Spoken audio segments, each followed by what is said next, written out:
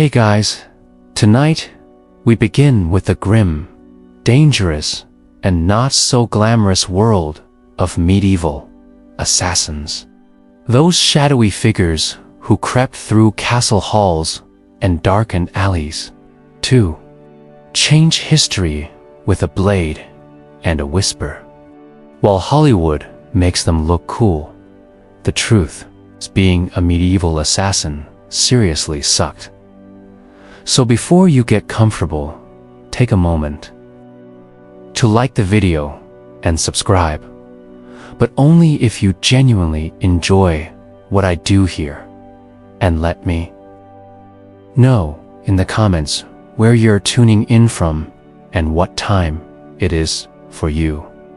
It's always fascinating to see who's joining us from around the world. Now, dim the lights. Maybe turn on a fan for that soft background hum, and let's ease into tonight's journey. Together, let's be clear. No one in medieval times woke up and said, "You know what? I'd like to stab a nobleman in the throat for 12 silver coins and the honor of hiding in a barrel for 3 days." Becoming an assassin wasn't a career path. It was more like a last stop on the life went horribly wrong train. Most medieval assassins weren't mysterious loners trained in mountaintop temples.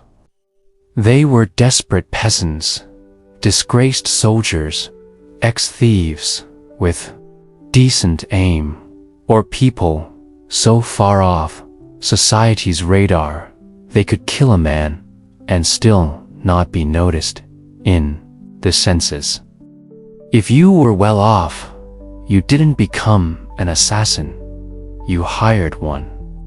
If you had a title, land, or even a goat to your name, you were in management.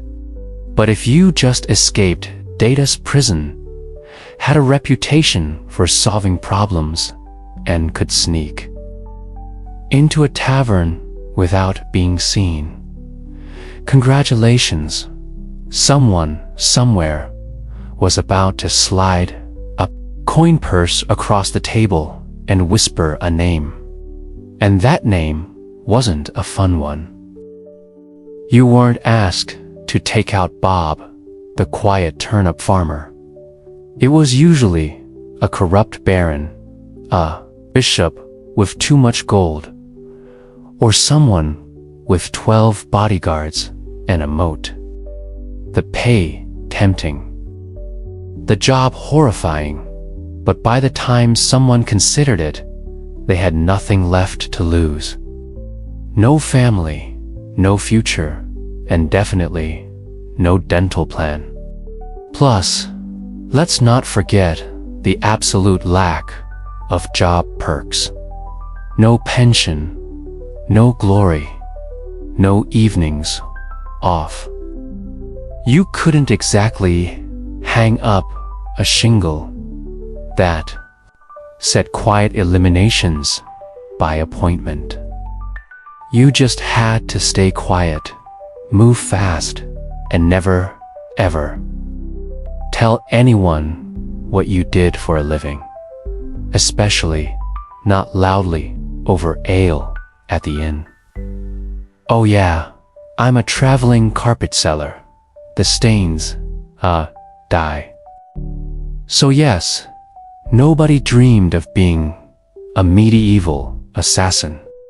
They landed there because the world chewed them up and spat them out, wearing a hood and holding a rusty dagger.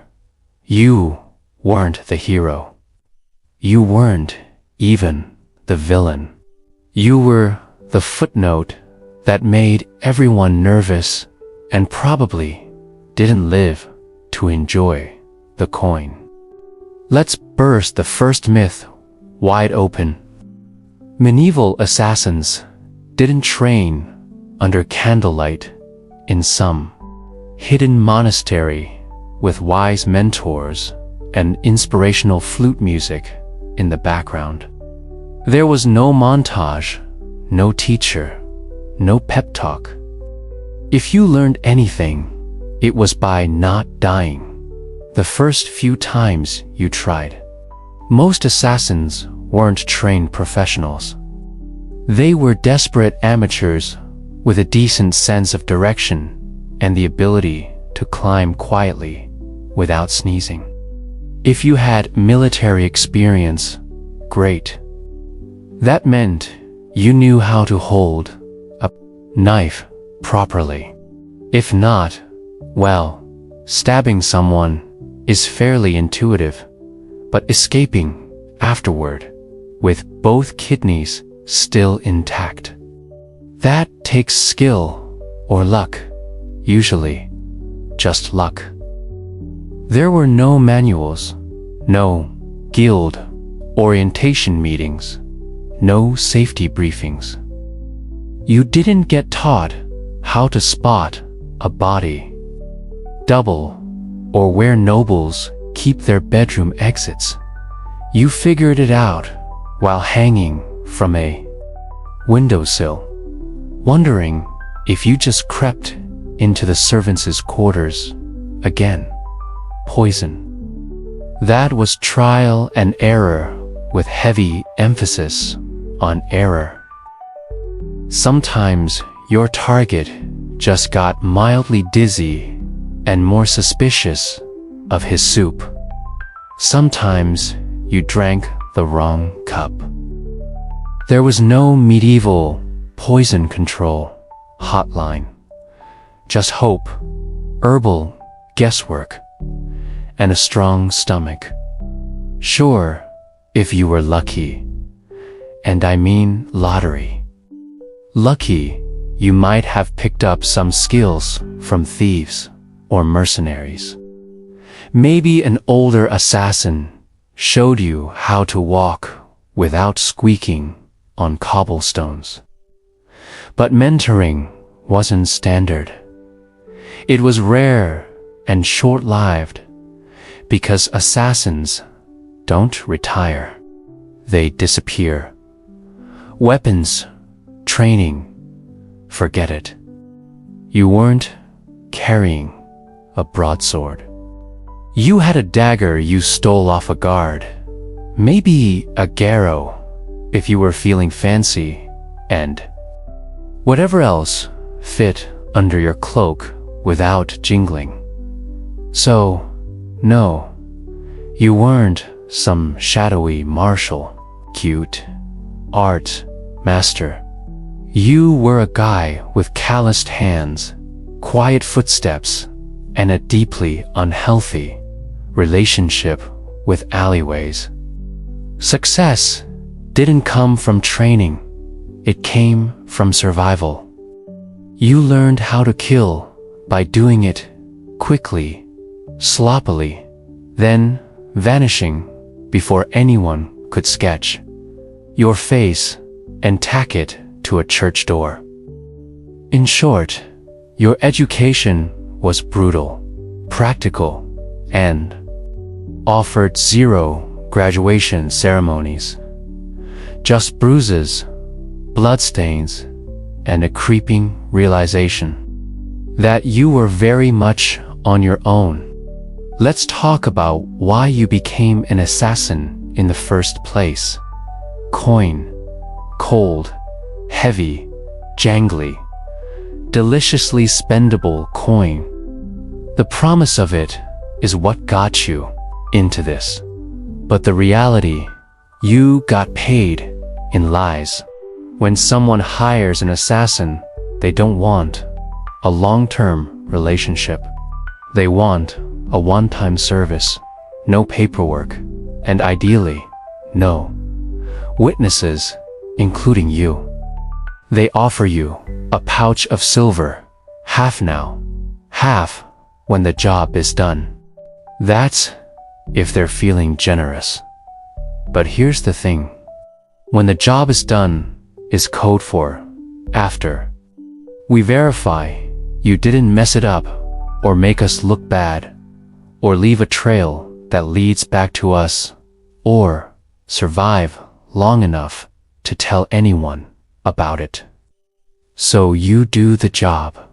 You sneak through shadows, risk your life, maybe kill a baron in his sleep.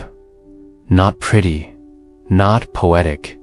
And when you return, yes, about that payment, the client fled terribly. Sorry. Or worse, they try to kill you. A knife, too. The gut is cheaper than a bonus. And even when you do get paid, it's never quite enough. Not for the risk, not for the blood, not for the 3 days you spent hiding in a haystack with fleas and moral regret. You get a handful of coins, a curt nod, and a reminder. You were never here.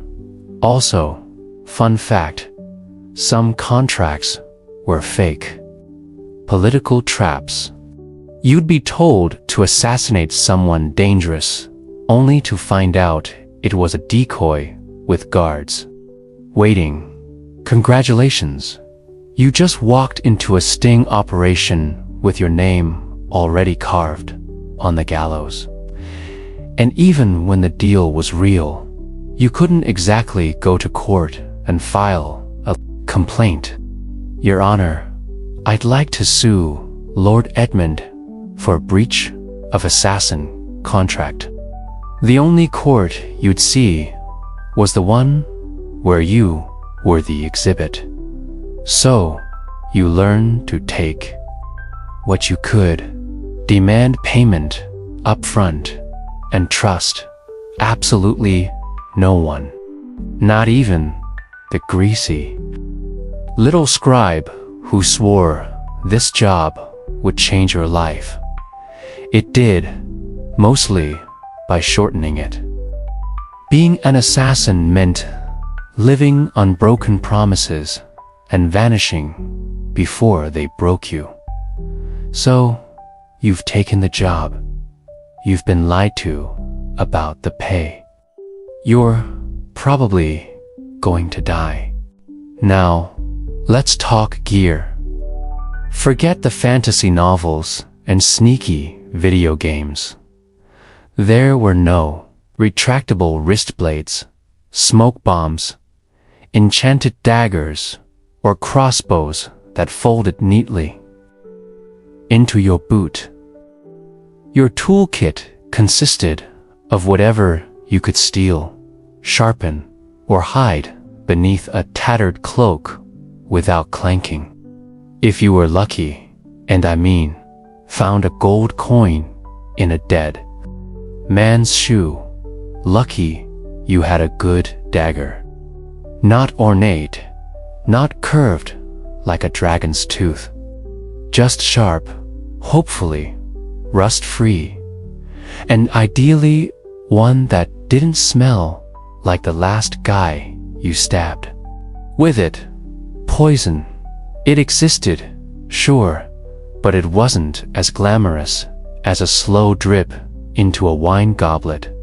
Most medieval poisons were unpredictable, made from plants, minerals, or toad guts. Some worked instantly. Some took hours.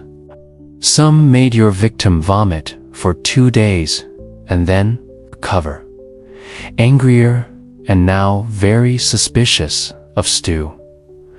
Ropes, occasionally useful. You could strangle, climb, or tie something up with one.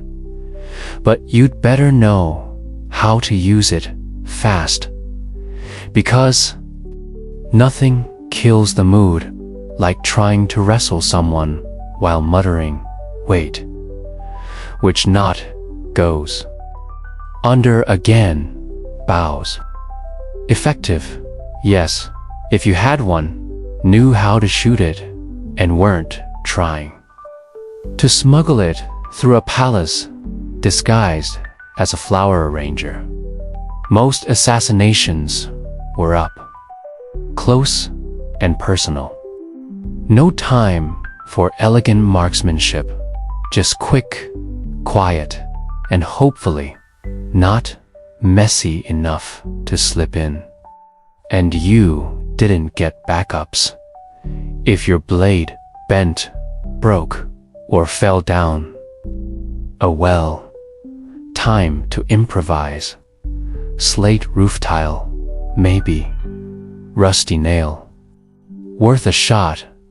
Shoe buckle with intent. Desperate times. You carried your tools hidden in hems, boots, or inside, hollowed out. Bread, if needed. And you kept them close, not for safety, but because in this line of work, your weapon was your best friend, your boss, and your only retirement plan. There were no upgrades, no tinkering with gear between missions. You didn't polish your kit. You prayed it didn't betray you mid-strike, because, in the end, it wasn't the weapon that did the killing. It was you alone, poorly equipped, and expected to perform miracles with a spoon and a prayer.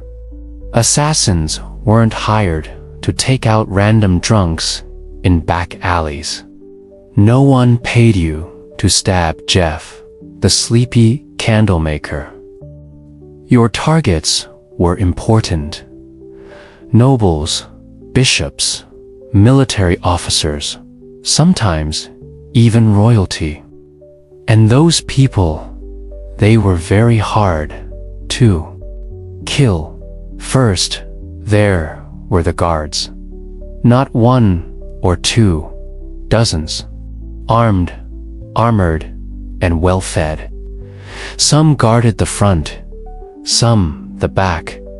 Some just stood there, looking intimidating, daring you to blink wrong. You'd spend days memorizing patrol patterns, door creaks, and exactly how many stairs it took before the knight with asthma needed a breather. Second, there were walls. Castles didn't have front porches. They had gates, murder holes, and mows full of things that bite. If you didn't fall into the water, you still had to worry about arrow slits and boiling oil. Yes, boiling oil. Your job description included may get flamed for peeking. Third, there were the servants and staff, the cooks, scribes, and stable boys. One wrong look from you, and they'd be whispering to the guard captain faster than you could say, "I'm just the herbalist." Assassins weren't just fighting swords, they were fighting gossip. And medieval gossip travels at light speed if it means someone gets to keep their head.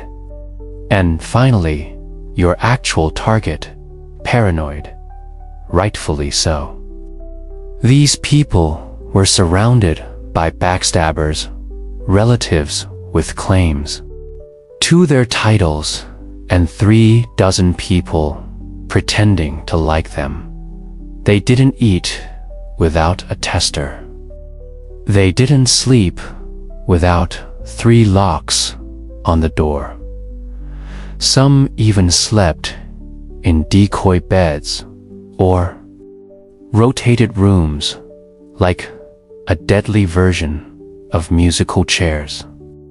And don't get excited if you hear they're attending a feast. Yes, they'll be drunk, but so will you. And you'll still have to get past the royal guards, 3 dogs, a very alert jester, and 50 witnesses holding tankers. Even getting close to your target could take weeks. Posing as a servant, bribing a chambermaid, hiding in barrels. And when the moment finally came, you had one shot. One precise, perfect, non-squeaky, non-bloody ghost vanish in the night moment. Or you'd become the next public deterrent.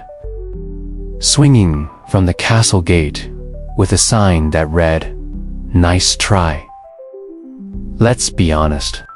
When you picture a medieval assassin, you probably imagine sleek black robes, leather braces, maybe a mysterious hood billowing in the moonlight. Reality, you looked like a sick goat herder with something to hide. Disguises in the Middle Ages weren't exactly high fashion. You didn't have custom-tailored cloaks or retractable armor.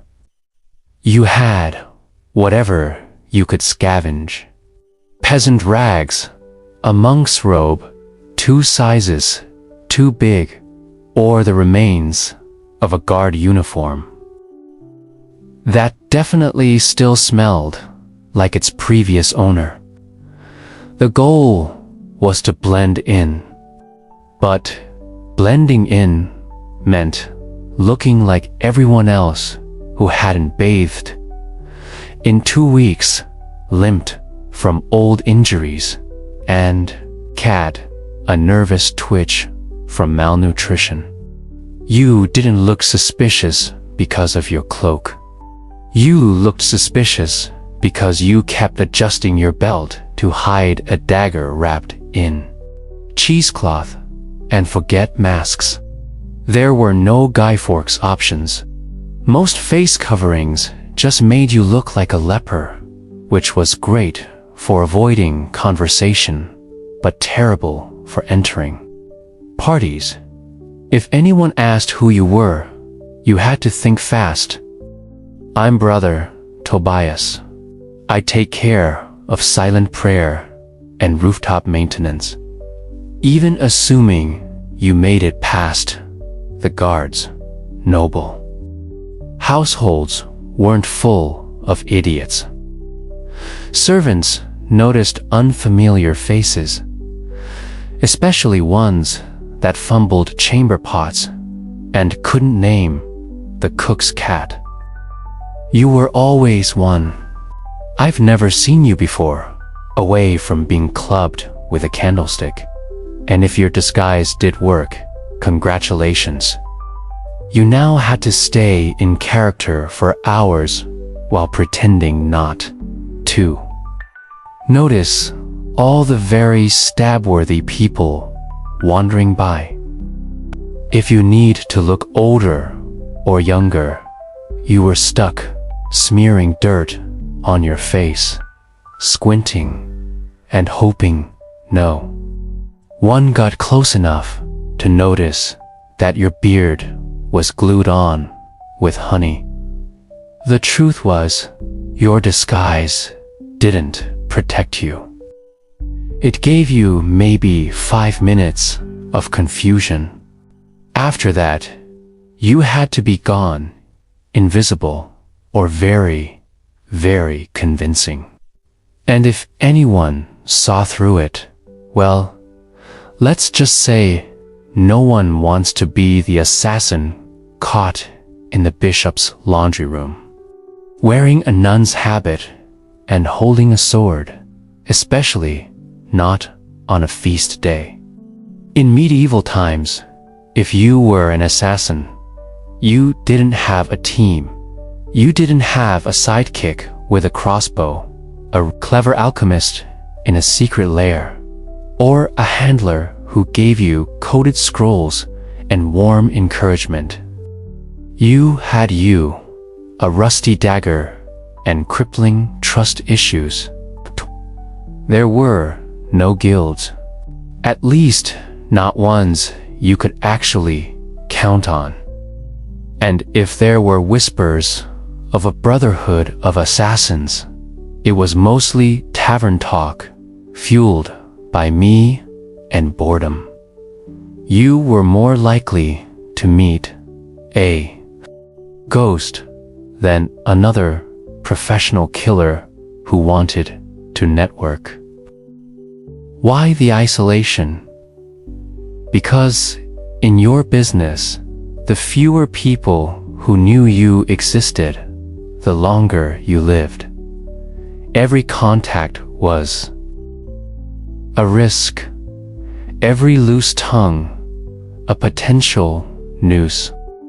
Even your client might not know your real name. And if they did, you were already planning your exit. Companionship, laughable. Friends asked questions. Lovers noticed bruises, bloodstains, and why you always slept with a blade under the pillow. You couldn't settle down. You couldn't afford to. One mistake, one person recognizing you in a market, and your whole life turned into a sprint for the nearest sewer grate. Even fellow criminals kept their distance. Thieves and smugglers were sociable. You were that guy who makes people disappear. They feared you, or worse, saw you as a walking liability.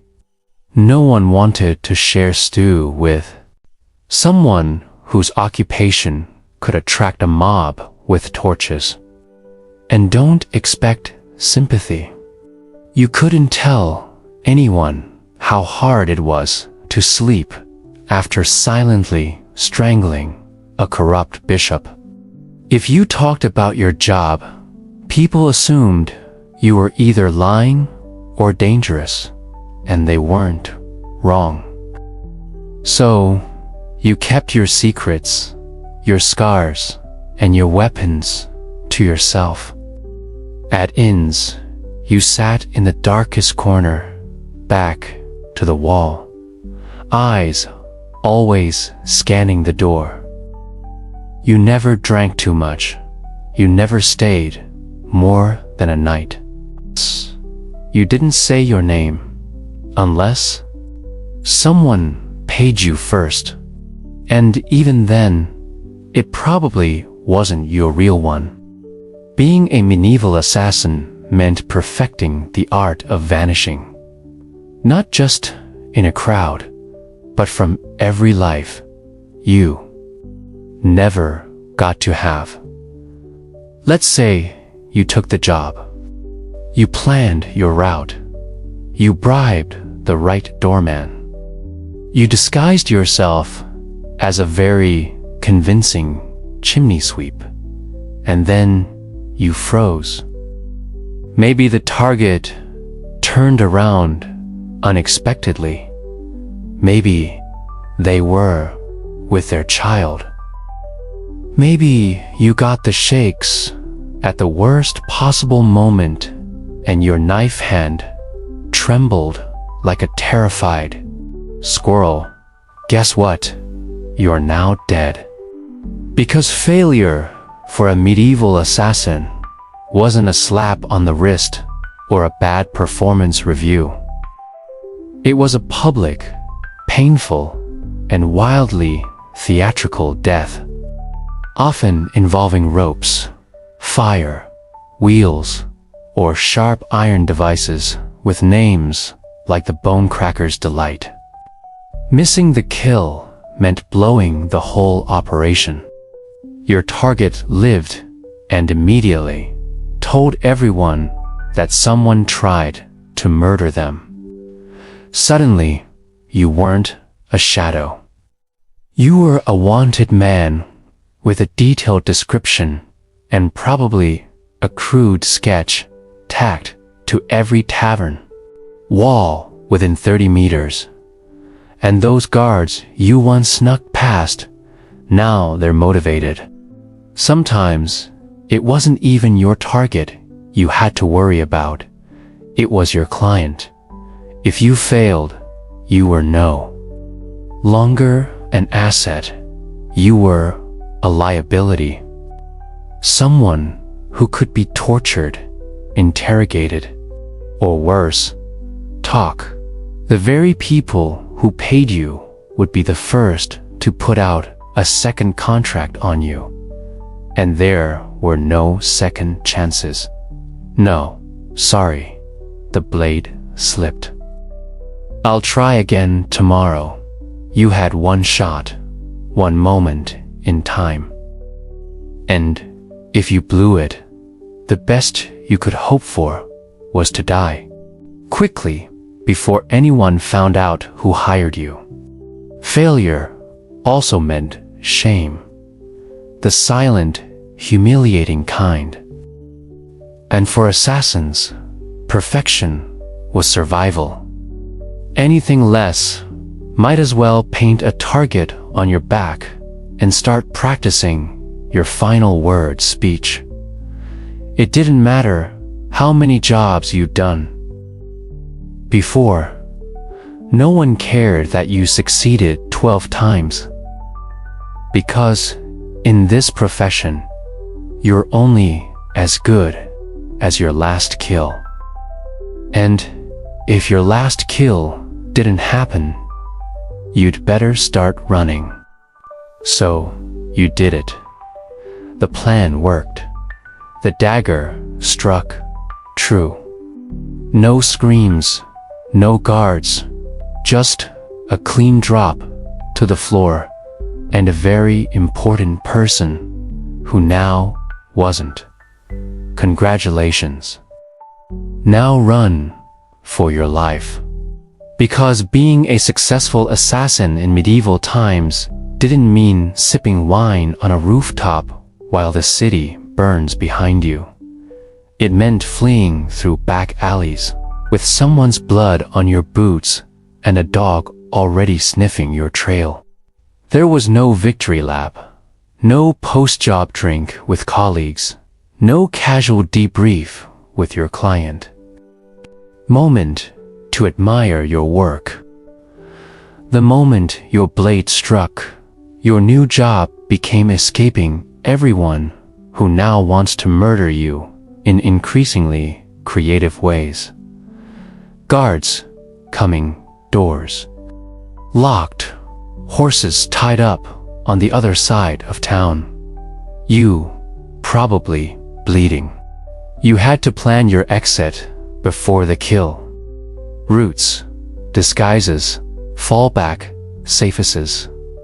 Maybe a boatman who owed you a favor, or at least didn't ask questions because the city would go on lockdown within minutes. No one wanted a scandal. And lockdown meant closed gates, armed checkpoints, and a dozen angry men with swords who all just received your rough sketch and the phrase "maybe armed" and extremely stabby. And let's talk about the client, assuming they actually planned to pay you. They weren't going to meet you at a cozy tavern with a smile and a thank you card. They'd probably vanish, too. Because an assassin who just completed a job is the most dangerous person alive. You knew too much. You'd proven you could get into places others couldn't. So, even when you succeeded, you walked away with coin in one hand and a giant target on your back. And what did you win?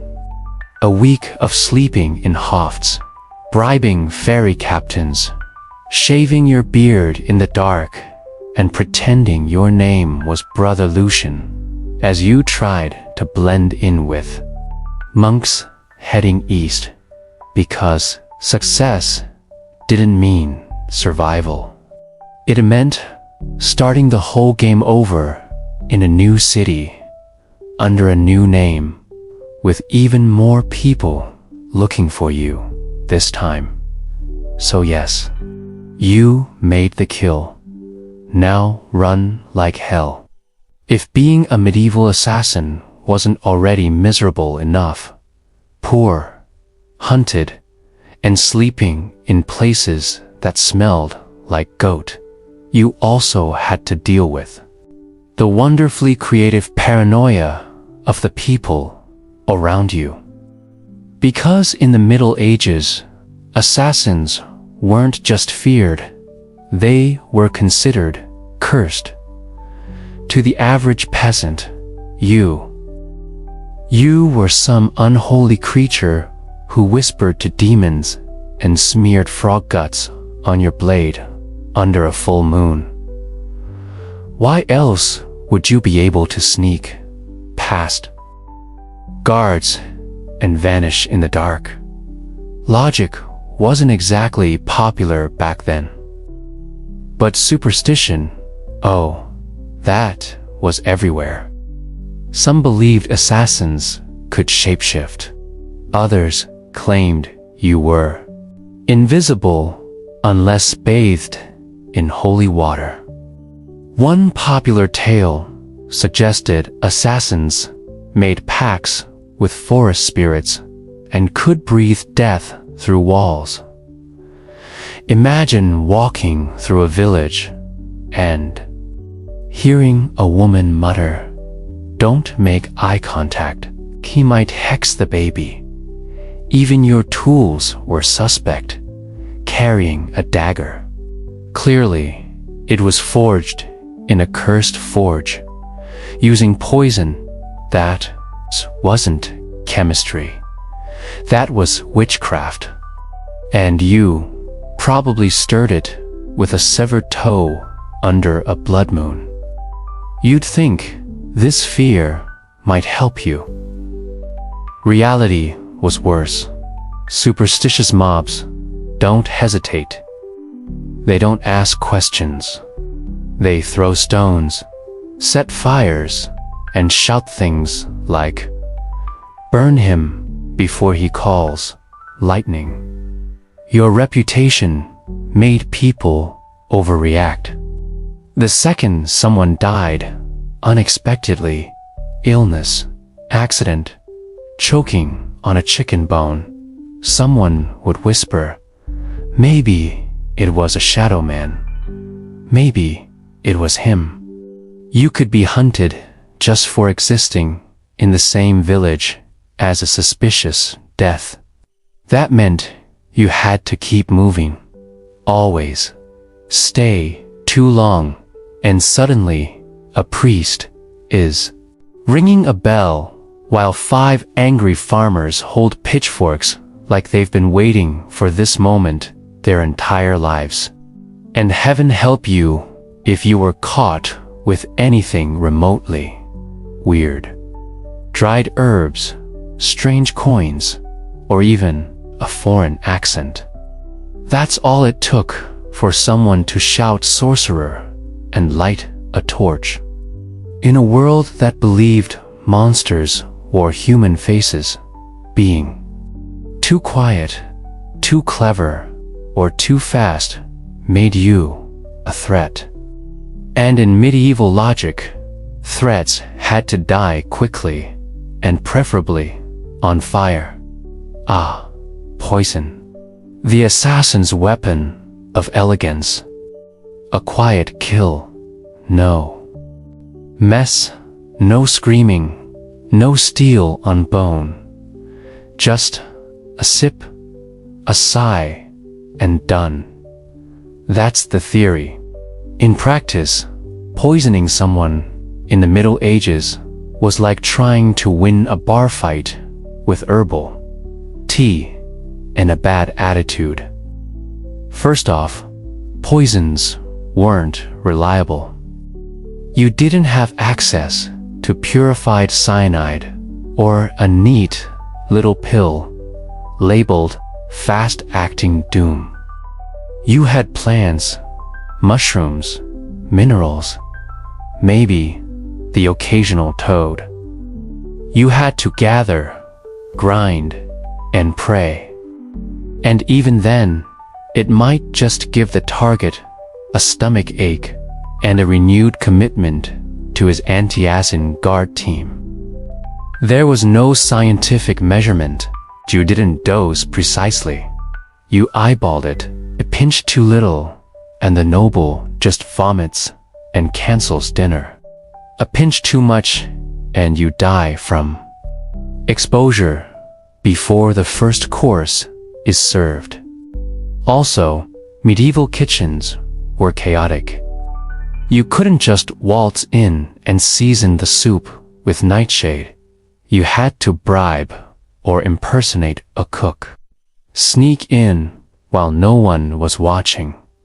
Or worst of all, try to poison a meal that would go through 3 tasters and a dog. Yes, a dog. And if your victim was a noble, they didn't just eat food. They treated it like a military operation. Meals were tasted, blessed, and sniffed by everyone from the steward to the jester. By the time the food hit their plate, it had passed through more security than a royal wedding. Even assuming you did it, you slipped in the poison. It wasn't detected, and the target actually ate it. The next part was wildly unpredictable. Some poisons took hours, some took days. 1 minute, your mark is laughing at a joke. The next, he's clutching his stomach and demanding to see his astrologer. And if they survived, guess who they'd blame? Not the cook, not the taster. You, the quiet man with the herbal knowledge and twitchy eyes. So poisoning wasn't efficient. It was risky, slow, and full of variables, none of them in your favor. And if you were caught, you didn't get a quick death. You got interrogated with tools until you confessed to poisoning. Everyone, from the duke to the dog. You'd think that if you successfully changed the course of history by removing a tyrant, sabotaging a royal bloodline, or silencing a political threat, someone would remember your name. Nope, you were an assassin. That meant your name was never meant to be remembered. At best, you were a rumor. Some hooded figure, a foreigner with cold eyes, or the quiet man who never finished his ale. You might have pulled off the most legendary hit of the century, and still ended up as a mysterious death in the official record. In fact, that was the point. Your client didn't want a story. They wanted plausible deniability. The fewer people who knew who did it, the safer they were, and the less likely they were to end up poisoned by their own assassin. So, your name was buried the moment the job was done. If you even used a real one, you didn't sign your work. You didn't brag. You didn't keep trophies. You didn't exist outside the moment of the kill.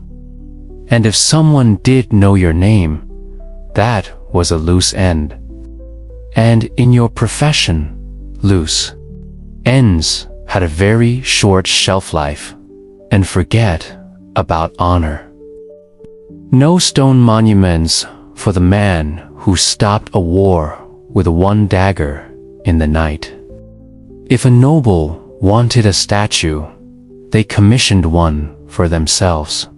You got a wooden box an unmarked grave, or, if things went really badly, a head on a spike labeled traitor.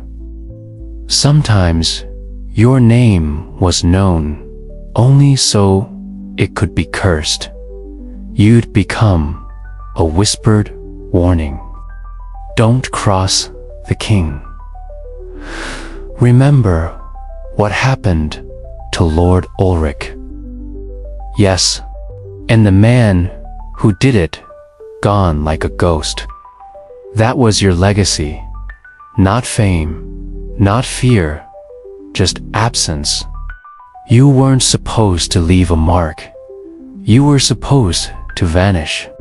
And if you stuck around long enough to be known, that was a fatal mistake, because in the medieval world, heroes got remembered, assassins got erased. So, you survived.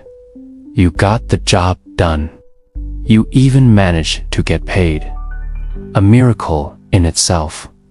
Now, all you have to do is lay low, keep your head down, and trust that your client will honor the deal and protect your identity, right? Wrong. Because in the world of medieval assassination, there was one rule even more sacred than don't get caught. Never trust anyone, especially the person paying you. Your client, be they a noble, a merchant, or a bishop with ambition and very loose morals, didn't hire you out of respect. They hired you because they needed something awful done. And you were the sharpest tool in the shadows. Once the job was complete, you became a liability. You knew too much. You knew who wanted, who did, when, why, and possibly how much they were willing to pay for it. That made you dangerous, not just to their enemies, but to them. So, what did they do? They ghosted you. They denied they ever met you. Or worse, they sent someone else after you to clean up, to tie off the contract with something sharper than ink.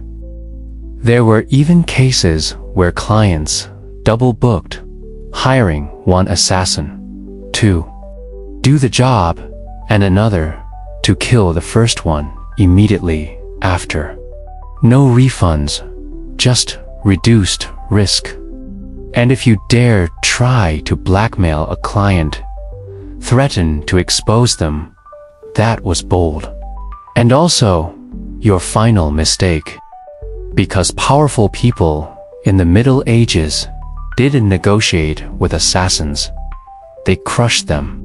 If your client had a shred of honor, a rare species indeed, you might get paid and left alone. But even then, you'd still have to assume they were watching you from a distance with someone already sharpening steel and memorizing your walk.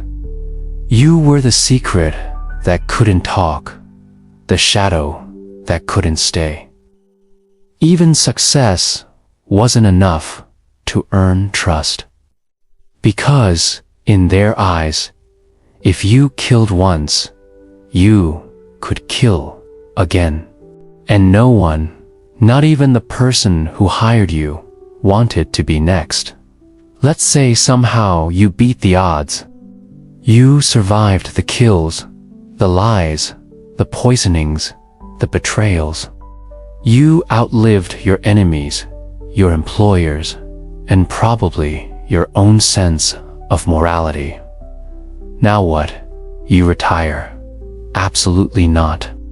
Because in medieval times, assassins didn't get retirement plans. There were no farewell banquets, no quiet cottages by the sea, no pensions paid in gold coins and grateful whispers. You didn't fade into a peaceful life. You vanished, or you died. Often both. The problem was simple. You were never safe. Even if you walked away from the job, your past didn't. You had too many secrets in your head, too many names in your war memory, and too much blood on your hands. People didn't want you retired. They wanted you forgotten, which usually meant buried. And even if no one came after you, and that's a big if, you had to live with a constant fear that someone might, that a new assassin, young and eager to prove himself, had just received a contract for a shadowy figure who used to be someone dangerous. So you changed your name again. You moved to a village where no one asked questions. You faked a limp, sold herbs, pretended you once worked as a guard. But even then, you didn't sleep well. You avoided crowds. You always sat facing the door.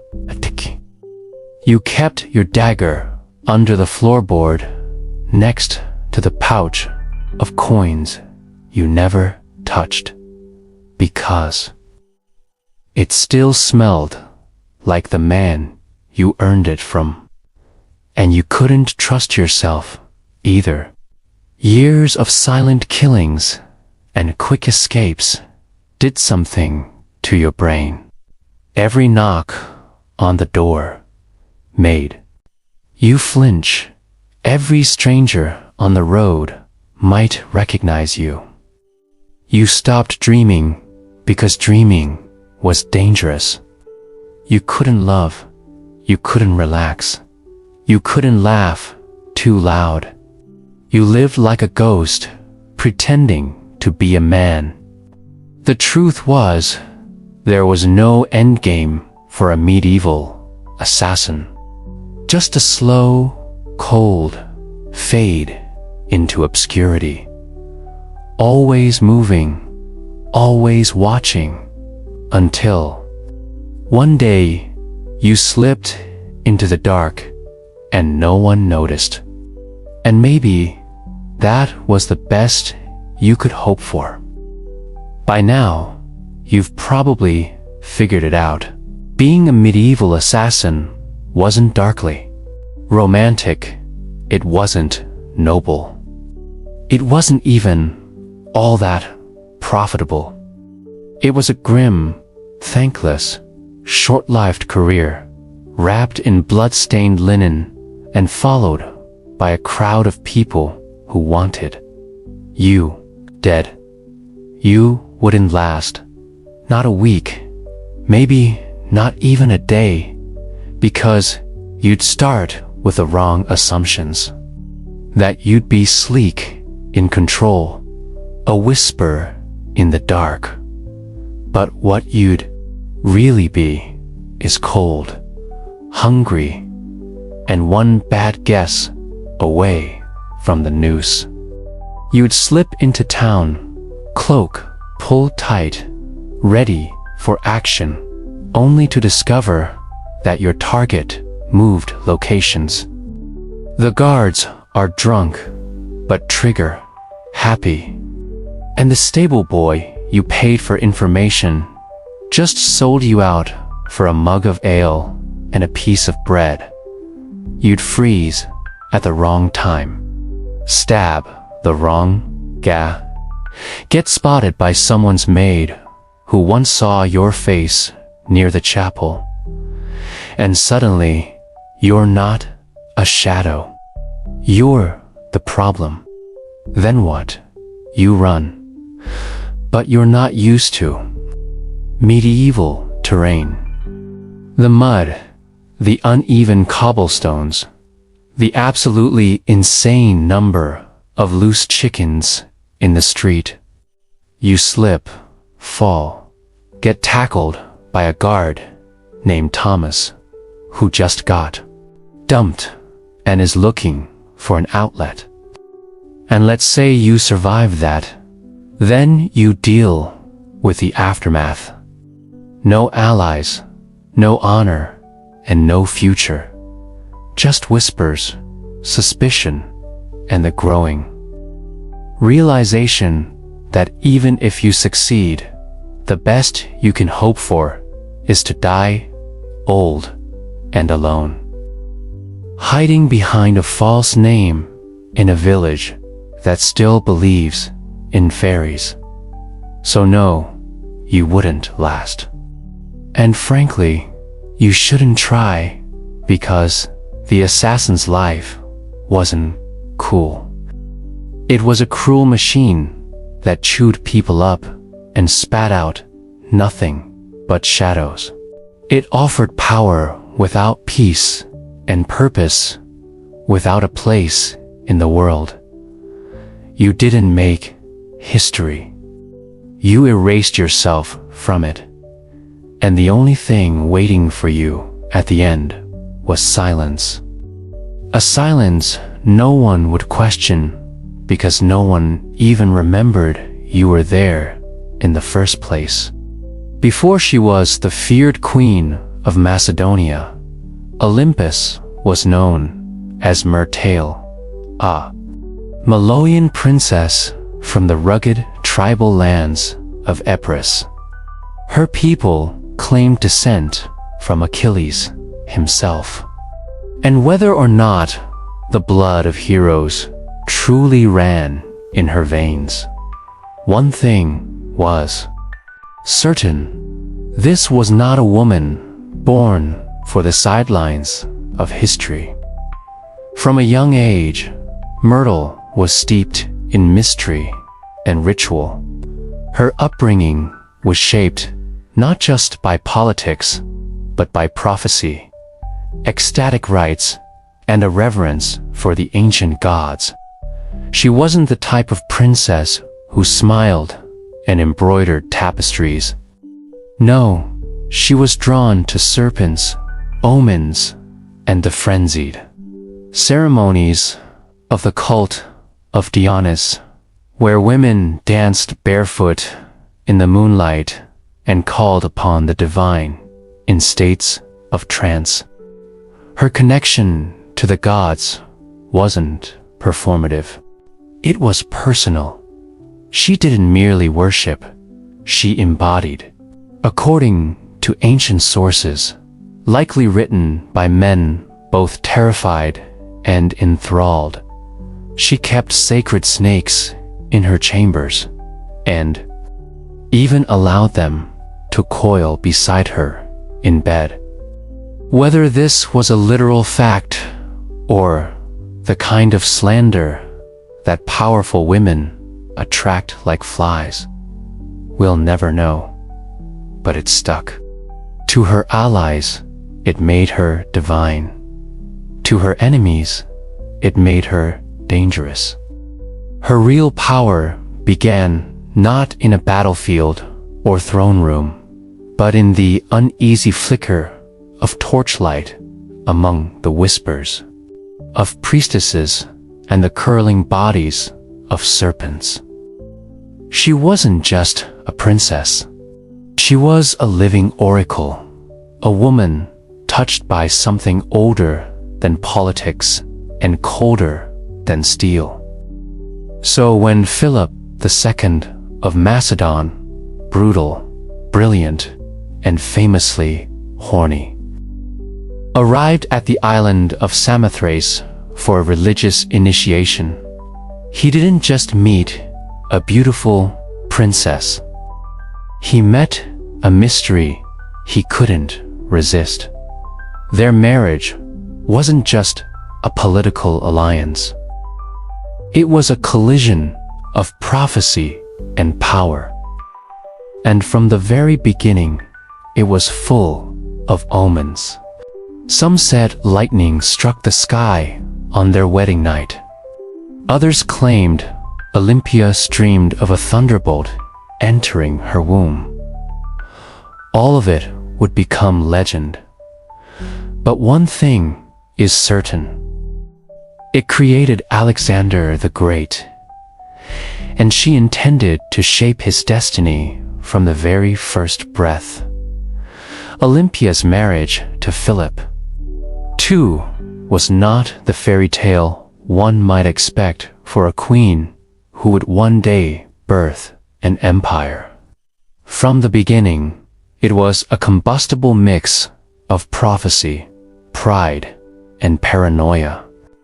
Philip, ruthless, charismatic, and already collecting wives like trophies, married Olympias around 357 BCE. She was likely just a teenager, but she wasn't naive. She saw in Philip a man whose ambition matched her own, and perhaps even a divine match for her spiritual destiny. Macedon wasn't exactly an easy kingdom to walk into. It was a land of iron and ambition, where kings were killed by cousins and brothers turned into rivals overnight. But Olympias, the priestess of Papyrus, walked in with her head held high and eyes already on the crown. Their marriage was rocky from the start. Philip, for all his political genius, was not built for monogamy. He would go on to marry multiple women, often for alliances, always for power. But Olympias wasn't one to sit quietly in the shadows. She held her own court, maintained her own alliances, and was known to turn to oracles and rites to divine her future, and perhaps Philip's fate. Then came the birth of Alexander. Even that was wrapped in celestial drama. Legends say Olympus dreamed that a thunderbolt struck her womb, and that flames danced around her child without burning him. Philip reportedly had a vision of sealing his wife's womb with a lion. Yes, a literal lion. Whether they believed these visions or invented them, they certainly acted as if Alexander was destined to rule not just a kingdom, but the world. But even as the child was celebrated, cracks in the royal marriage deepened. Olympus resented Philip's other wives, especially his Macedonian bride, Cleopatra Eurytes, whom he married later in life. This was more than a domestic issue. It was a threat. Cleopatra was Macedonian-born, and any son she bore would be purer in the eyes of the local nobility, a direct threat to Alexander's future. Olympia saw it clearly. The palace wasn't just a home, it was a battlefield. And she would use every snake, dream, ritual, and whisper she had to make sure her son wasn't just remembered, but crowned. She was no longer Myrtle. She was Olympus now, and no one would take her son's throne without facing her wrath. By the time Alexander was a teenager, the Macedonian palace in Pella had become a war zone of veiled insults, political maneuvering, and bitter rivalries. Olympus wasn't just fighting for influence. She was fighting for survival. She knew that the court was filled with snakes, but she was the one who taught them how to bite. Philip II had begun to distance himself from her. He was campaigning more, drinking more, and perhaps, worst of all, listening more to his Macedonian advisors. The final blow came when he married a young noblewoman named Cleopatra Eurydice, not to be confused with the Cleopatra of Egypt. This Cleopatra was Macedonian-born, and her uncle, Attalus, was one of Philip's top generals. To Olympias, it wasn't just betrayal. It was a declaration of war. The marriage ceremony was a disaster. At the feast, Attalus, drunkenly, mocked Olympus and Alexander, calling into question the legitimacy of Alexander's birth. Was he really Philip's son, or was he the child of a god? As Olympus liked to claim, it was meant as an insult. But Olympia seized the myth. Let them whisper. Let them believe her son was touched by Zeus. It made him untouchable. Alexander stormed out of the feast. Olympia left Macedon entirely, retreating to Apris. But her exile was not defeat. It was strategy. In her homeland, she was still royalty.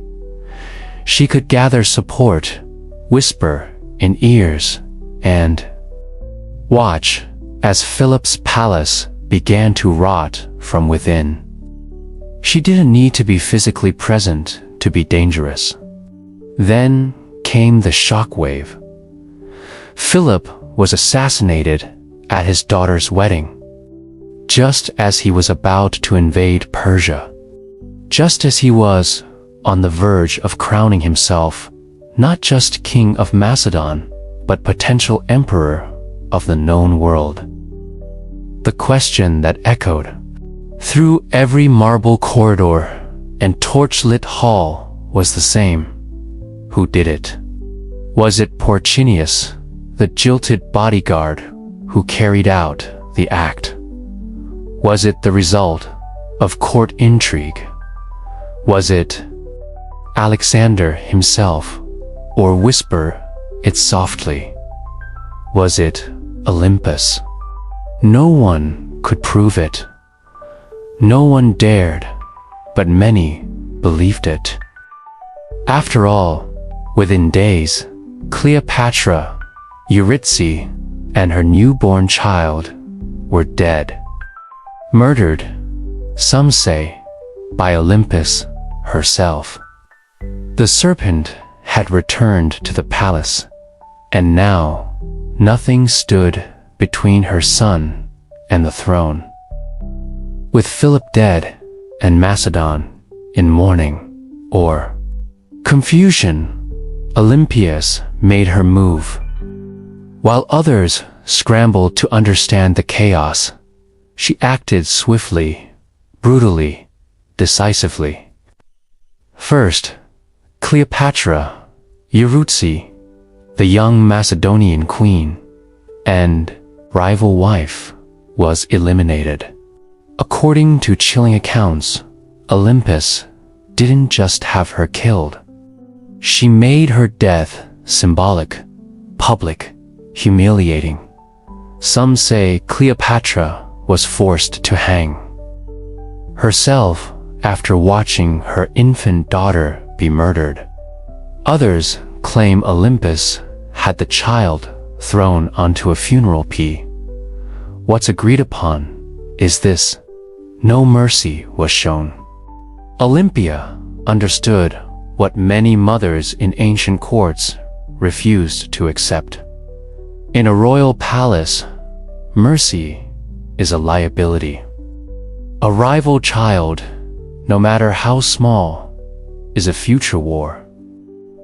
and Olympias was done playing defense. With Cleopatra and her bloodline erased, she could turn her attention to securing Alexander's throne. Her teenage son, bold, brilliant, already trained by Aristotle, was declared king without serious opposition. But don't be fooled. It wasn't just his charisma or his father's legacy that made it possible. It was Olympus. She knew which generals to threaten, which nobles to flatter, and which enemies to quietly remove. She wasn't just protecting her son's rise, she was engineering it. Alexander himself didn't always approve.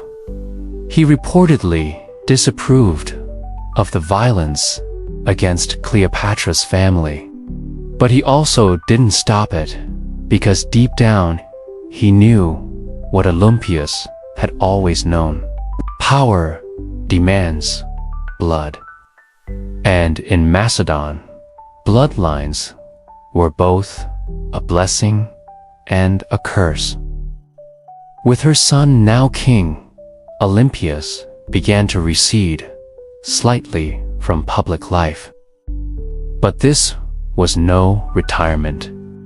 She simply shifted from open strikes to whispered influence. As Alexander prepared to launch his conquest of Persia, she remained behind, not as a passive queen mother, but as the spiritual guardian of his destiny. She sent him sacred relics, consulted oracles, and performed rituals on his behalf. To Olympus, her son's mission wasn't just military, it was divine. Alexander wasn't going to war. He was fulfilling prophecy. And as long as she drew breath, no rival, Macedonian, Persian, or otherwise, would derail that divine plan. She had crowned her son.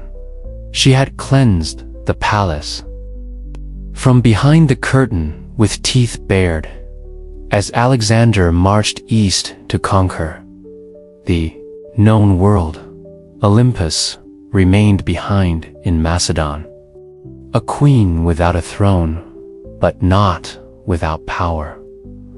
Her official title was Queen Mother. But make no mistake, she ruled in all but name. Though regency was technically handed to Antipoda, one of Alexander's trusted generals, Olympus refused to be sidelined. She wrote letters to her son, constantly advising, warning, sometimes chastising him. These weren't the sweet letters of a doting mother. They were political briefings laced with oracles and venom. And Alexander, thousands of miles away, read every word. She reminded him who his true enemies were. She questioned the loyalty of his companions. She criticized his fascination with Persian customs, his choice of wives, and his flirtation with calling himself a god. No one else dared say these things to him. But Olympias was never afraid to speak as a mother or a priestess of divine will. Back in Macedon, Antiparta grew increasingly resentful. Olympia undermined him at every turn. She used her status, her religious authority, and her family ties to stir opposition against him. She had influence in Epirus, in Thessaly, and among the aristocracy. She could spread rumors like wildfire, and with Olympus, a whisper could be deadlier than a sword. Meanwhile, her letters to Alexander became more urgent. She warned him of Antipat's ambition, painting him as a second Philip, ready to betray and usurp. Whether she truly believed it or simply feared losing her grip, she kept pressing her son to act. Alexander, however, hesitated. He needed Antipater to keep order in Greece while he fought in Asia. And so the rift between mother and general widened. Olympia watched. But beneath her religious robes and maternal concern, she was growing impatient. She hadn't endured years of palace warfare to be ruled over by an old soldier. As Alexander's empire stretched from the Ion to India, Olympia saw cracks forming. He was taking on too much, trusting too many foreign advisors, and drifting away from the mother and the gods that made him. She believed his victories came from divine favor, and from her. And from her. And if he forgot that, well, Olympus knew how to remind kings who they really were, even if that king was her own son. When news of Alexander's death in Babylon reached Macedon in 323 B.C., it didn't arrive like a trumpet. It arrived like a dagger. For Olympus, it wasn't just the loss of a son. It was the collapse of a world she had spent decades building. Her boy, the divine storm she had prophesied, raised, unleashed, was gone. And he'd left behind no clear heir, no single successor, only chaos. The mighty empire he carved out was already fracturing. Generals, his so-called successors, were already dividing it up like jackals around a corpse. Antipater still held power in Macedon and Greece, and he had no love for Olympus. Worse, her daughter, Cleopatra, Alexander's sister, was being courted by rival generals for marriage, each one hoping to use her bloodline as a claim to the throne. Olympia saw what was coming. Civil war wasn't a possibility. It was inevitable, and once again, she would have to act. But she no longer had Alexander. What she had instead was his bloodline. His young son, Alexander IV, born to Roxana, the Bactrian princess Alexander had married. Roxana, still in Macedon, was vulnerable. The boy was even more so. Olympus recognized that the infant was now the last true piece of her son's legacy, and that made him a target, but it also made him a weapon. She allied herself with Roxana and the boy, determined to protect them and use the child's birthright to stake her own claim in the political battlefield. But the tide was turning. The generals who once bowed to Alexander had no interest in kneeling to his widow or his mother. They had armies now, ambitions and grudges. Olympus didn't flinch. She'd faced snakes, traitors, and kings. A few warlords with crowns and stolen spears wouldn't scare her. So, she plotted. She waited. She watched as Antipater died and was replaced by his son, Cassander, a man with ice in his veins and no tolerance for the old queen's games. It was only a matter of time before these two forces collided. The serpent, mother of Alexander, and the cold-eyed user who wanted her. Buried, Alexander was gone, but his shadow was still moving, and Olympus was still coiled within it, ready to strike. Years after Alexander's death, while his empire crumbled into civil war, Olympia made her most audacious move yet. She returned to Macedon not as a grieving mother, but as a political force of divine fury. The regency had been splintered. Cassandra, the son of her old enemy, Antipa, was seizing power, and Roxana, along with young Alexander IV, was effectively imprisoned. Olympia saw the writing on the wall. If she did not act now, her grandson would vanish like a shadow at dusk. So she made a deal with Polyperchon, an aging general who still held a flicker of legitimate authority.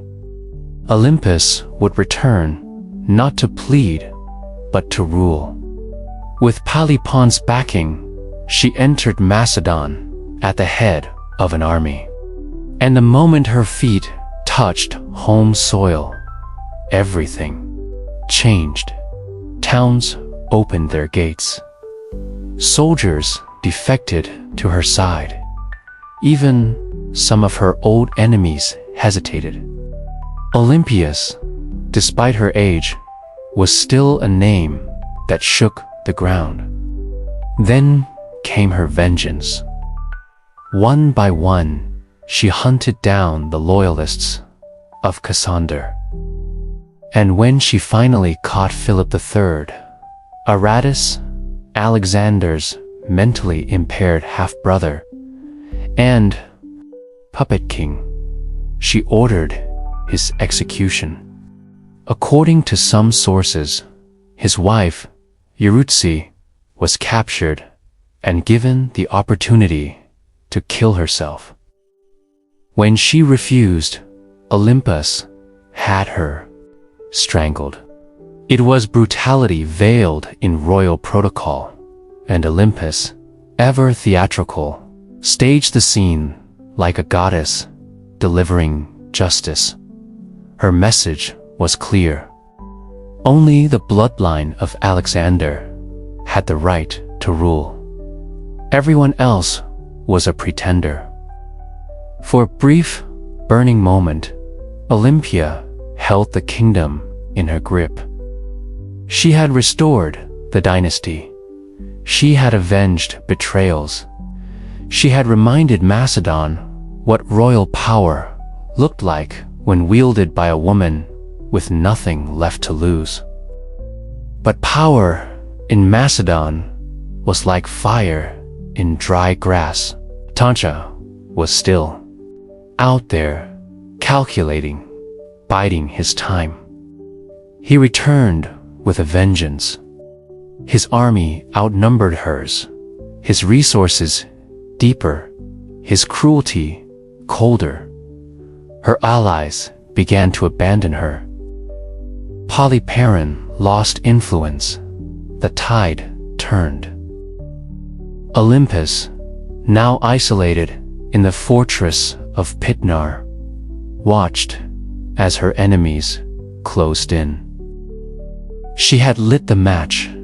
Macedon had burned, and now the smoke was thick, and her enemies were at the gates. Olympus, once the most feared woman in the ancient world, now found herself besieged in the coastal fortress of Pitnar, alone, cut off, surrounded by the army of Cassandra, who had come to finish what his father had started. But Olympias didn't beg. She didn't plead. For nearly a year, she endured the siege. Like a statue carved from divine wrath, food ran short, disease crept in, allies vanished. Yet, within the fortress walls, she maintained the same unshakable presence that had once shaken kings. To the very end, she carried herself not as a prisoner, but as the mother of a god. Cassandra, ever cautious, hesitated. He knew killing Olympus was dangerous. Even now, she carried myth around her like armor. She was still the mother of Alexander the Great. To strike her down might seem like blasphemy. So, he offered her safety. Surrender, he said, and her life would be spared. Olympia knew better, a key. She had seen too many royal promises turned to ash. Still, hunger was no longer just a discomfort. It was death. Her garrison broke. Her followers surrendered. And Olympias, unbending until the very end, was finally handed over to her enemies. Cassandra didn't kill her himself. That would have been too simple and too merciful. Instead, he turned her over to the families of those she had executed during her brief return to power. Let them decide her fate. They condemned her to death. But here's the catch. When the executioners came, no one dared strike the first blow. Olympia stood tall, regal, silent, eyes fixed on them like an oracle staring through smoke. These were Macedonians. They had grown up hearing of her rituals, her visions, her snakes. They had once cheered her son as a living god. And now, here she stood, a frail old woman, cloaked in myth, and not a single man had the courage to swing the sword. So, Cassandra sent others, foreigners, outsiders, people who had no memory of her power, only orders to follow. And thus, Olympus was finally struck down. Not with ceremony, not with dignity, but with silence. Her death marked the end of Alexander's bloodline in any meaningful power, and with it, the final ember of an empire founded on divine ambition was snuffed out. But even in death, Olympus left behind a shadow, and history would never forget the serpent. Queen Olympus died not on a throne, but in the dust, unarmed, abandoned, and executed by the very people she once ruled. But history is strange. It does not always favor the ones who die in silk sheets. Sometimes it remembers those who went down hissing.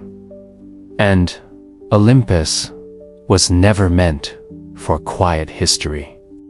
In life, she had wielded motherhood like a sword and prophecy like a shield. She wasn't just the mother of Alexander the Great.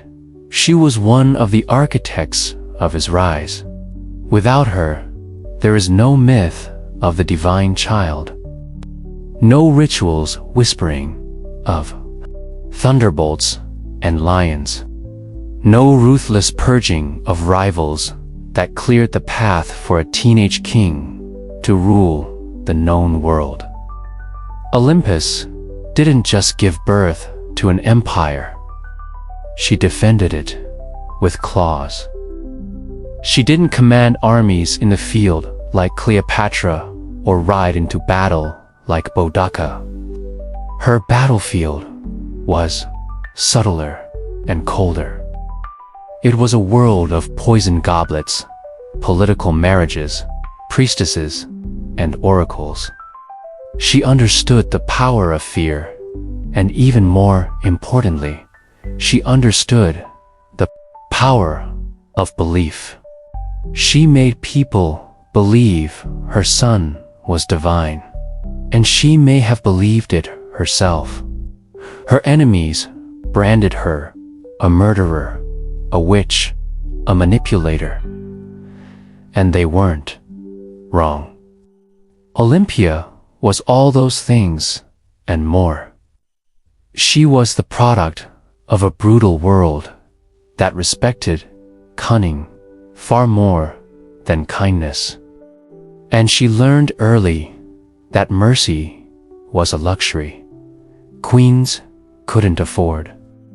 In the centuries that followed, she was both vilified and mythologized. Some called her a villain, others a visionary. But no historian, ancient or modern, could call her irrelevant. She haunted the legacy of Alexander like a phantom, always in the background, always just behind the curtain. And maybe that's exactly where she belonged. The woman who wrapped herself in prophecy, slept beside snakes, and outlived gods. Olympia's bones turned to dust long ago, but her legend endures in every tale of ruthless queens, in every whisper of blood-borne destiny, in every empire built on myth. She is still there, coiled in the dark, waiting on the sun-bleached island of Crete, just a few miles south of the modern city of Heracleion, lies a ruin that feels more like a dream than a real place. Stone corridors snake in all directions. Rooms twist and double back. Staircases lead nowhere. It's easy to lose your sense of direction even today. This place is Knossos, the heart of Minoan civilization and the supposed inspiration for one of the most enduring myths in human history, the Labyrinth of the Minotaur. But before there was a legend, there was a palace unlike any other. Built around 1900 BCE and expanded over centuries, Knossos wasn't just a royal residence. It was an entire city under one roof, covering nearly 150,000 square feet. It featured over 1,000 rooms, light wells, storage magazines, shrines, workshops, and what may have been the first flushing toilets in history. It had running water, multi-story apartments, and an intricate system of air circulation. This wasn't a primitive fortress. It was an architectural masterpiece.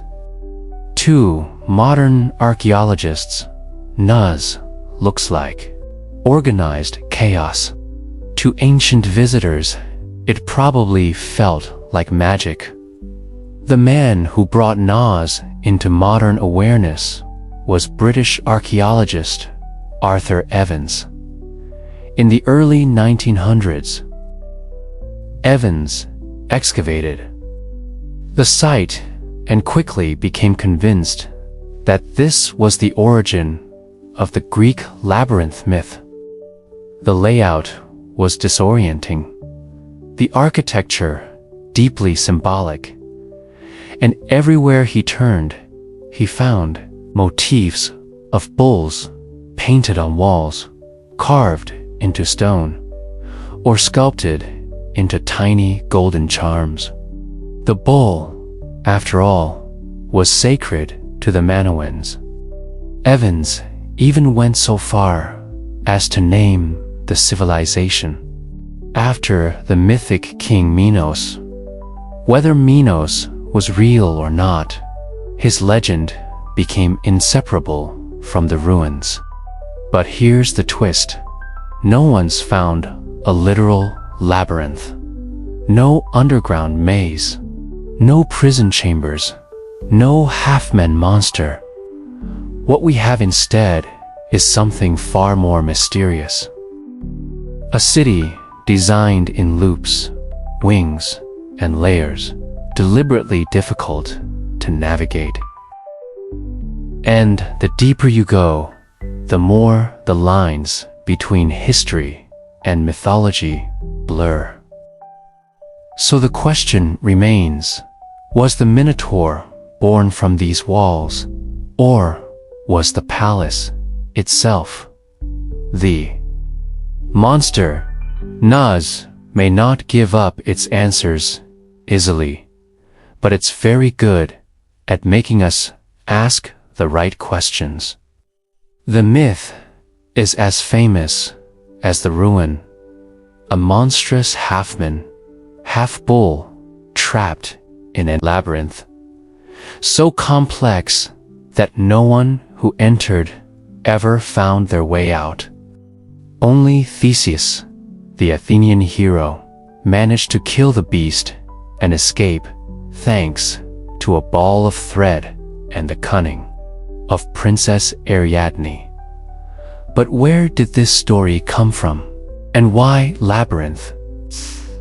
The earliest versions of the myth speak of King Minos, the powerful ruler of Crete, who demanded tribute from Athens in the form of 7 boys and 7 girls each year. These unfortunate souls were fed to the Minotaur, a creature born from divine punishment and shame. The Greeks turned it into a story.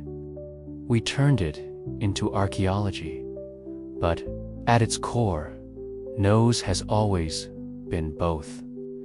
Today, we can walk its ruins in broad daylight. We can take photos, draw maps, and even reconstruct its fresco. But the mystery hasn't vanished. The line between fact and legend still shimmers like heat over stone. Maybe that's why Knossos endures, because it doesn't give us all the answers. It reminds us that sometimes history isn't meant to be solved. It's meant to be felt. And Knossos, ancient, tangled, half-remembered, isn't just a place on a map. It's a question, one that leads us deeper with every step. Ancient engineers knew exactly what they were doing. The earliest rams were handheld. Teams of soldiers simply lifted a tree trunk and smashed it against enemy defenses like frenzied lumberjacks. But over time, the battering ram evolved. Engineers realized that mounting the ram inside a wheeled frame, often with a roof to protect the crew from arrows and boiling oil, turned it from a tool into a weapon of terror. The Assyrians, masters of siege warfare, turned rams into psychological weapons.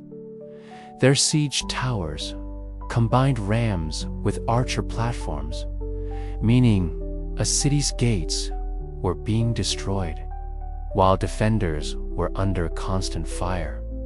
Relief carvings from Nineveh show rams with pointed iron tips rolling up to the gates of rebellious cities like slow-moving gods of destruction. And it wasn't just the front door they were smashing. Rams were often used to breach weak points in walls, batter down watchtowers, or collapse gates entirely. Their presence meant one thing: surrender or watch your defenses crumble like stale bread. The Greeks refined them. The Romans perfected them. Roman engineers built massive rams called Ares, Latin for ram, suspended with chains or ropes inside enormous siege shelters. Some were so big they needed dozens of men to operate, and the rhythm of their swinging beam was said to sound like thunder rolling across stone. And yet, for all their brute force, battering rams required serious teamwork.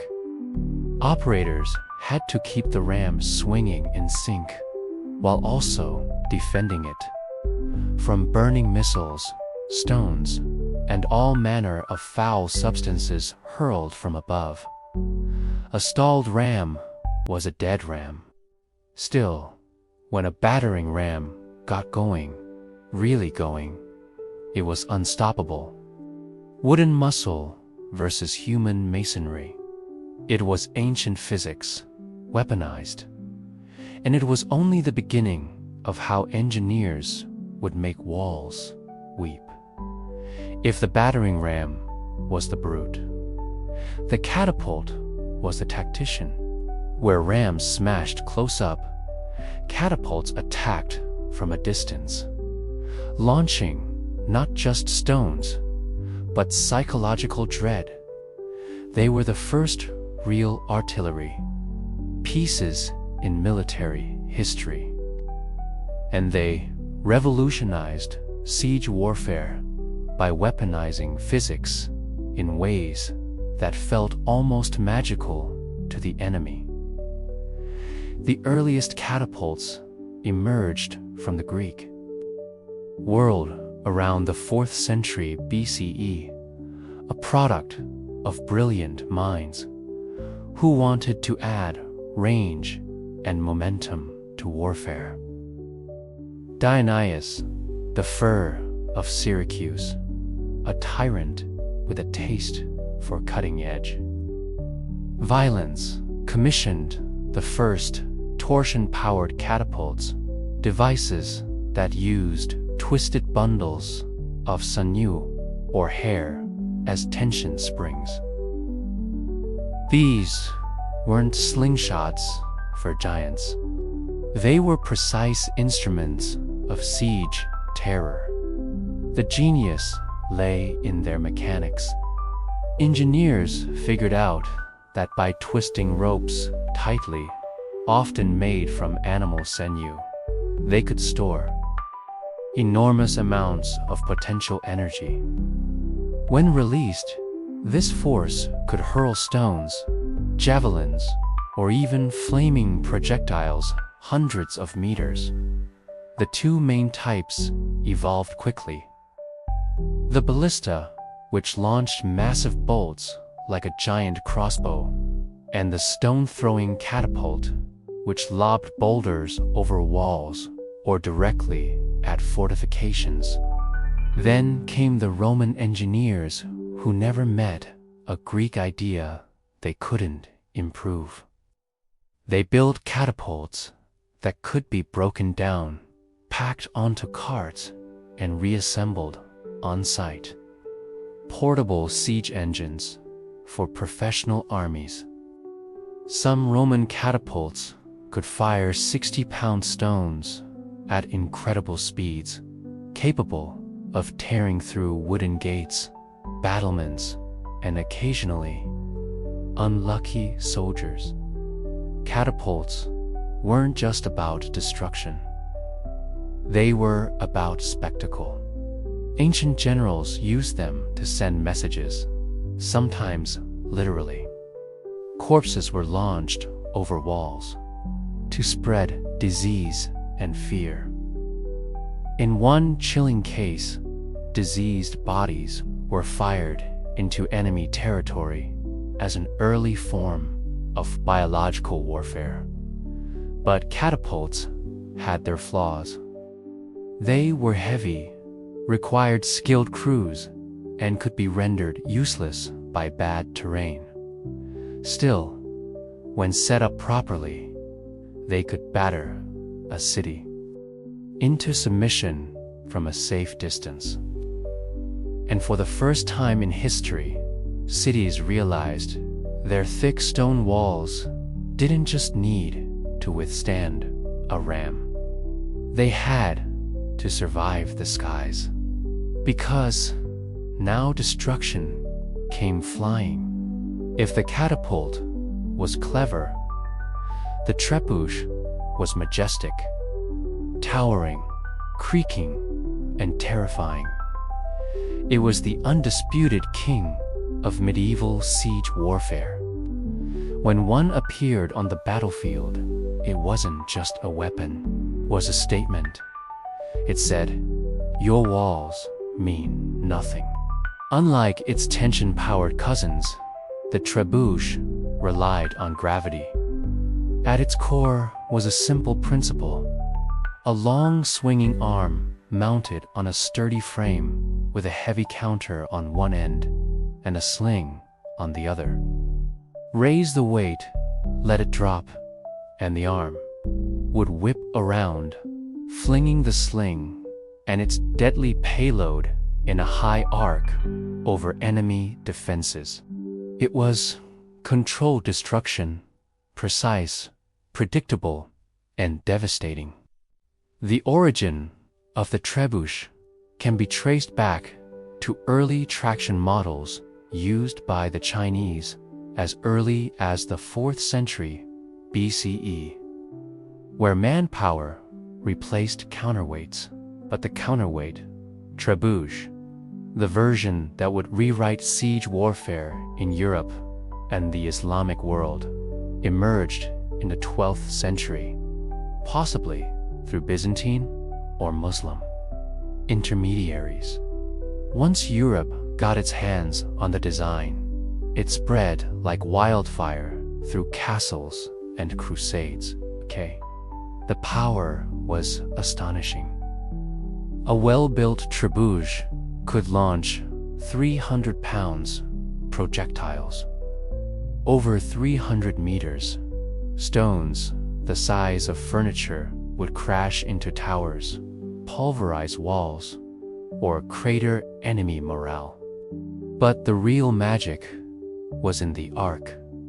Unlike catapults, trebuchets could hurl projectiles over walls with finesse.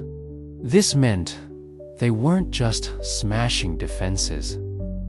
They were hitting courtyards, barracks, and supply depots inside. And it wasn't just stones. Trebuchets hurled everything: diseased animals, burning pitch, pots of lime to blind defenders, even messages or insults wrapped around rocks. One legendary account from the siege of Stirling Castle in Scotland tells of Werewolf, a trebuchet so massive that the enemy surrendered before it was even fired. The king refused to accept the surrender, just so he could test the machine. But for all its destructive glory, the trebuchet wasn't fast. It took hours to build, minutes to reload, and demanded skilled engineers. Still, No other siege weapon combined range, force, and psychological horror quite like it. It was the medieval version of a slow-motion hammer from the heavens. And when that counterweight dropped, cities held their breath. While catapults launched from afar and battering rams smashed the gates, siege towers took a more personal approach. They rolled right up to the enemy's front door and dropped off armed invaders. Imagine a wooden skyscraper on wheels covered in wet hides to prevent fire, bristling with archers and spearmen. That was the siege tower, the ancient equivalent of an armored personnel carrier and a mobile fortress in one. And when one of these started rumbling toward your city walls, you knew that the real fight was about to begin. Siege towers weren't subtle. They were big, bold, and terrifyingly effective when used properly. The Assyrians may have been among the first to deploy them in the 9th century BCE, but it was the Greeks, and especially the Hellenistic kingdoms, that took the design to theatrical extremes. During the Siege of Rhodes in 305 BCE, the Macedonian general Demetrius built a 9-story tower called the Helpless, or Taker of Cities. It was over 100 feet tall, equipped with catapults covered in iron plates, and moved by thousands of soldiers. It also broke under its own weight, but the ambition unmatched. The logic behind siege towers was simple. Walls only work if you can't get over them. Siege towers eliminated that advantage by creating an elevated platform from which attackers could descend onto the battlements, bypassing gates and scaling ladders. From the top deck, archers could rain death down onto defenders, while troops on the lower levels prepared to board. But these towers weren't invincible. They were slow, vulnerable to mud, and prime targets for defenders with fire, arrows, rolling boulders, or even sabotaged terrain. Smart defenders would dig ditches, flood mows, or build secondary inner walls, known as counterscarp defenses, just to stop a tower's approach. Still, when they worked spectacularly.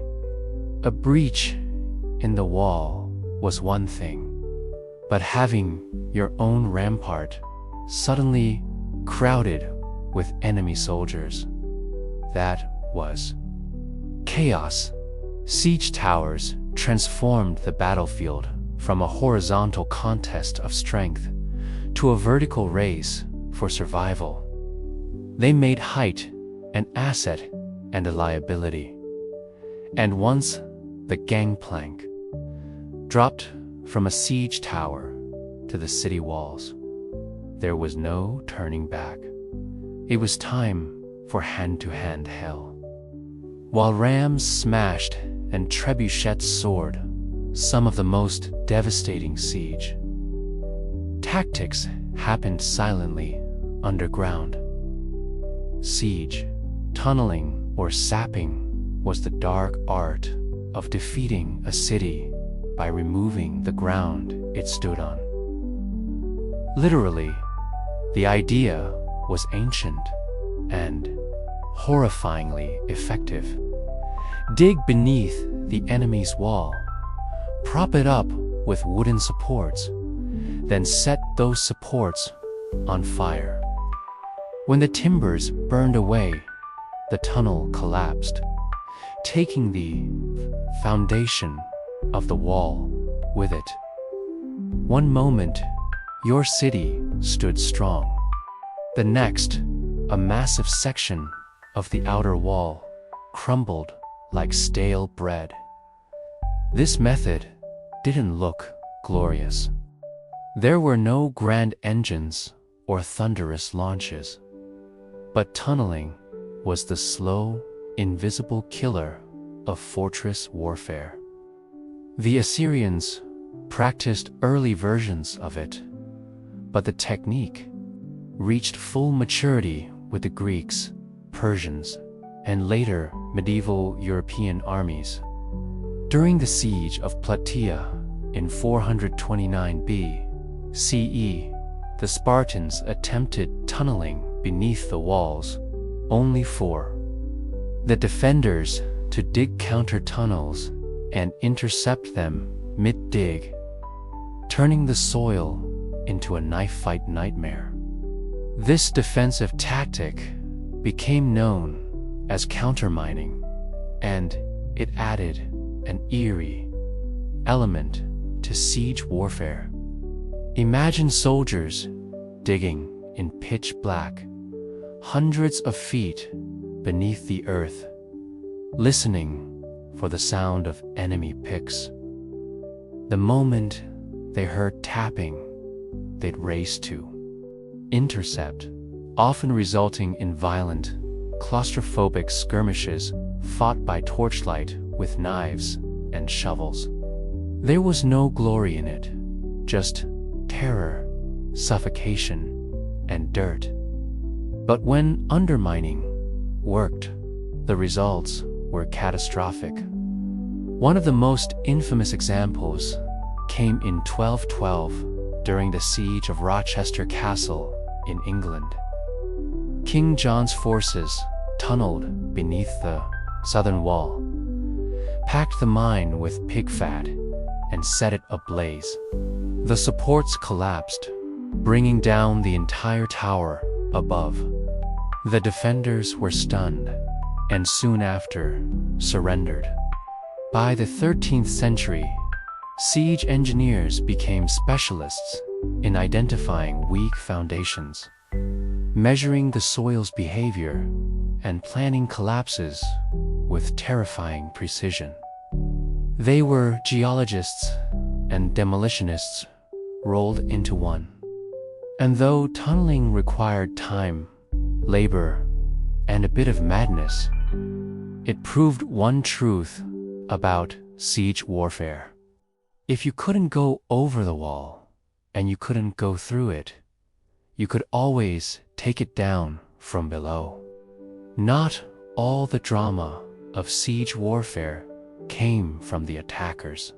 For every ram built or tower rolled forward, defenders had their own deadly tricks, and sometimes those tricks were hot. Let's start with the most terrifying of them all: Greek fire. Developed by the Byzantine around the 7th century CE, Greek fire was a mysterious, napalm-like substance that could stick to ships, walls, and flesh, and kept burning even on water. Sprayed from siphons or hurled in clay pots, it created scenes of pure chaos. To this day, no one knows exactly how it was made. The formula was so secret that it died with the empire, but its effects legendary. Entire fleets were reduced to flaming skeletons within minutes. And that was just the start. In more low-tech defenses, boiling liquids were the go-to weapons of choice. Boiling water, oil, or sand would be poured from murder holes. Those quaint openings in the ceilings of gateways or towers directly onto invaders below. Oil was especially feared. Unlike water, it clung to skin, soaking into clothes and armor before being set alight. Imagine climbing a siege ladder only to be greeted with fire you could never put out. Hot sand, though less dramatic, was vicious in its own right. It would slip into the gaps of armor, especially around the neck or wrists, causing second and third degree burns as it cooked the flesh. Beneath, it didn't look impressive from a distance, but it turned bold warriors into screaming wrecks in seconds. Defenders also relied on the good old laws of physics.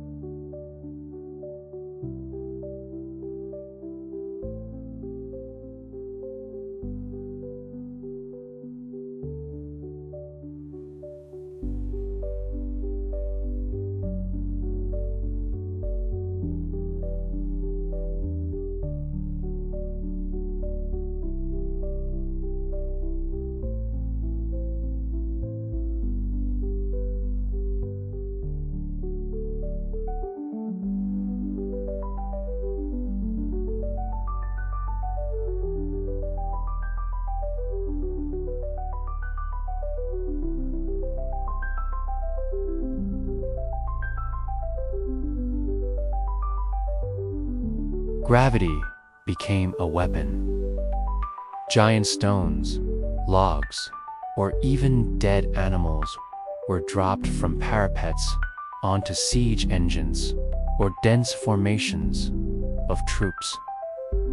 The goal wasn't just to kill, it was to break the machines and morale at once. And then there were traps, hidden pits, collapsing bridges, spiked barricades. Castles became puzzles of pain designed to slow, confuse, and punish. All of this served one purpose: delay. Every minute a wall held was a minute closer to enemy supply lines running thin, to disease spreading in camps, or to reinforcements arriving. Siege warfare was a game of attrition. And while the attackers had physics on their side, the defenders had creativity and a whole lot of boiling rage. In siege warfare, raw destruction was only half the goal. The other half was psychological domination, breaking the will of the defenders before the walls even came down. Siege weapons weren't just tools of war. They were massive, creaking, flaming symbols of doom. Every groaning wheel of a siege tower, every arcing boulder flung by a trebuchet, was designed to plant one seed in the minds of those behind the walls. You are not safe. Ancient commanders knew this. The Assyrians paraded their siege engines openly, dragging them across deserts with grand fanfare, letting defenders watch as battering rams were assembled and catapults. Siege was theater, and fear was part of the script. Sometimes the payloads themselves carried a message. Severed heads of messengers or generals would be launched over the walls, often still wearing their armor. At the siege of Constantinople, defenders were bombarded not only with rocks, but with bodies. Diseased corpses launched to spread panic and plague. During the Mongol siege of Kafir in 1346, it's believed that hurling plague-infected corpses over the walls helped trigger outbreaks of the Black Death in Europe. The trebuchet wasn't just a weapon, it was an announcement. When one of these giants was rolled into place, everyone inside the fortress could hear it before they saw it. The creaking of winches, the grinding of ropes, the heavy thunk of the counterweight, like the heartbeat of an incoming storm. But the most dangerous part, the unknown. You never knew what was coming next. Would it be a rock, a barrel of fire, a rain of arrows, or just silence? Ominous, heavy silence as engineers adjusted their aim. Even the sounds became psychological weapons. The rhythmic thump of a battering ram, or the sudden silence before a shot, would drive defenders mad with anticipation. For commanders, the goal was to create despair, to convince the enemy that resistance was pointless, that their gods had abandoned them, that their walls were nothing but temporary obstacles in the path of fate. And when that mental dam finally cracked, the gates often opened without a fight. Because in siege warfare, sometimes the mine collapsed before the masonry. As gunpowder thundered onto the battlefield in the late medieval era, the age of traditional siege engines came to a slow, splintering end. But their legacy didn't vanish. It evolved. The invention of cannons changed everything. A single well-placed shot from a cannon could do in seconds what a trebuchet took hours to achieve. Stone walls, once considered impenetrable, became liabilities.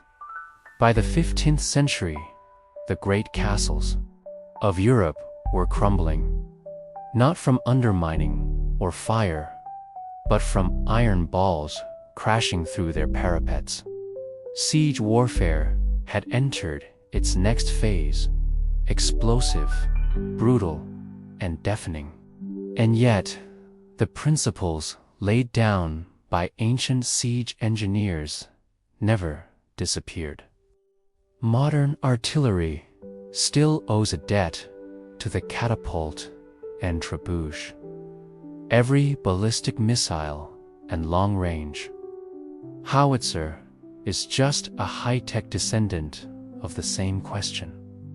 How do you break what's meant to be unbreakable from a distance?